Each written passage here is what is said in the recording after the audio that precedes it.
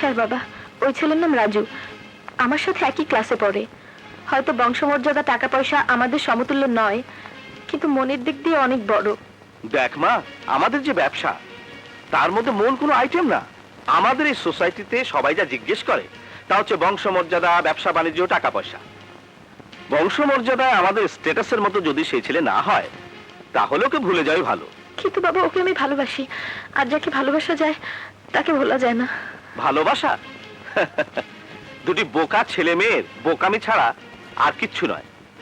আমি ওইসব ভালোবাসার প্যানপ্যানানি একদম পছন্দ করি না।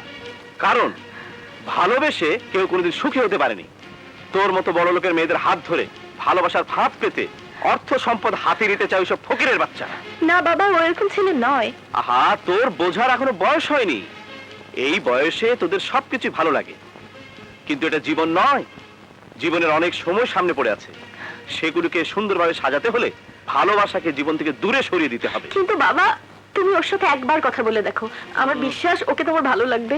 ঠিক আছে, এত করে যখন বলছিস আজই ছেলেটাকে আমার সাথে দেখা করতে বল। ও বাবা, ইউ আর গ্রেট। আমি এক্ষুনি যাচ্ছি। পথ চলতে গেলে মাঝে মাঝে পচা শামুকও পা কাটে, তাই বলে সেই শামুককে কেউ শোয়ার ঘরে সাজিয়ে রাখে না। দোস্ত, তোগো ভালোবাসা দেখে আমগো সবার হিংসা হইতাছে। ভালোবাসা বেশি লম্বা করতে নেই, তাড়াতাড়ি চ্যাপ্টার ক্লোজ করে ফেলো। আমি বলি কি, ভালোবাসা কি এখনই বিয়েতে বেঁধে ফেল?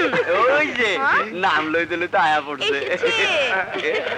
রাজু, রাজু, বাবা তোমাকে এক্ষুনি দেখা করতে বলেছে। দোস্ত, তুই এখনই যা। ওই চল আমরা যাই। ববে, তোর ডায়েরি। চলো চলো চলো। আর শোনো না, যাব, কিন্তু তোমার বাবা যদি তার ঐশ্বর্যের অহংকার আমাদের ভালোবাসা মেনে না নেয়? মেনে নেবে না মানে 100 বার মেনে নেবে। আমার বাবার প্রতি আমার সে বিশ্বাস আছে। তুমি যাবে না? না, লাইব্রেরিতে আমার একটু কাজ আছে, তুমি যাও, আমি আসছি।